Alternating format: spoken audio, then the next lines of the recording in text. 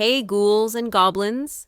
Tonight we're diving into 3 real-life Halloween horror stories that are way scarier than any haunted house. These aren't urban legends. They're cold, hard crimes that happened on October 31st.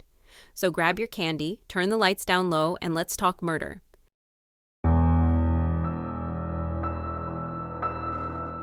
Okay, so first up, this one is infamous. You've probably heard whispers about poisoned Halloween candy, right? Well, this is the case that started it all. Back in 1974, in Deer Park, Texas, 8-year-old Timothy O'Brien went trick-or-treating with his dad, Ronald Clark O'Brien. Everything seemed normal until Timothy ate a pixie sticks and collapsed. Turns out the candy was laced with cyanide, but that's not what truly shocked people. It was the fact that the little Timothy was murdered by his own father. Ronald was apparently deep in debt and had taken out a life insurance policy on his son. He thought Halloween would be the perfect cover. He even gave out other poisoned pixie sticks tubes to other kids, claiming to have gotten them from one of the neighborhood houses to make the murder look random. Like, who does that? It wasn't surprising that Ronald became known as the Candyman and the man who killed Halloween. He was convicted and executed in 1984. The next one is like a real-life soap opera with a Kennedy twist. Martha Moxley was just 15 years old when she was murdered on Halloween night in 1975 in Greenwich, Connecticut. She'd been out with friends, partying in a super wealthy neighborhood.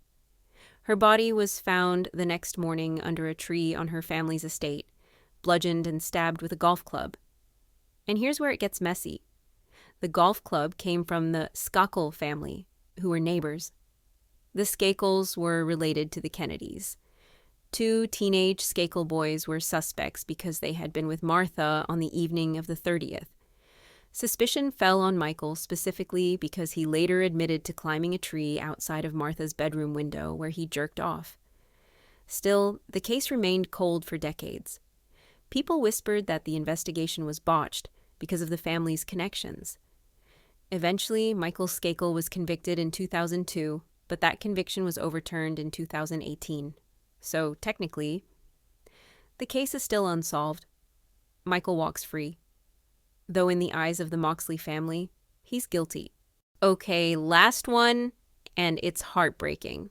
In 1973, 9-year-old Lisa French dressed up as a hobo, remember when that was a costume, and went trick-or-treating on Halloween night in Fond du Lac, Wisconsin. She knocked on the door of Gerald Turner, a neighbor she knew. He invited her in, and she never came out.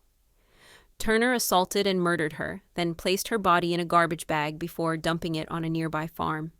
Lisa was found 2.5 days later. And 9 months after the murder, Turner confessed to the crime. He was convicted, but the case shook the town and led to major changes in how kids trick-or-treat. Today, Fond du Lac continues to implement strict daylight-only trick-or-treating hours between 3:30 p.m. and 5:30 p.m. on Halloween. So there you have it, 3 Halloween nights that turned into real-life nightmares, from poisoned candy to political cover-ups to a child's trust betrayed. These stories remind us that sometimes the scariest monsters aren't wearing masks. If you want more creepy true crime content, hit that like button, subscribe, and drop your theories in the comments, especially about Martha Moxley. Do you think the Skakels got away with it? Until next time, stay spooky and stay safe.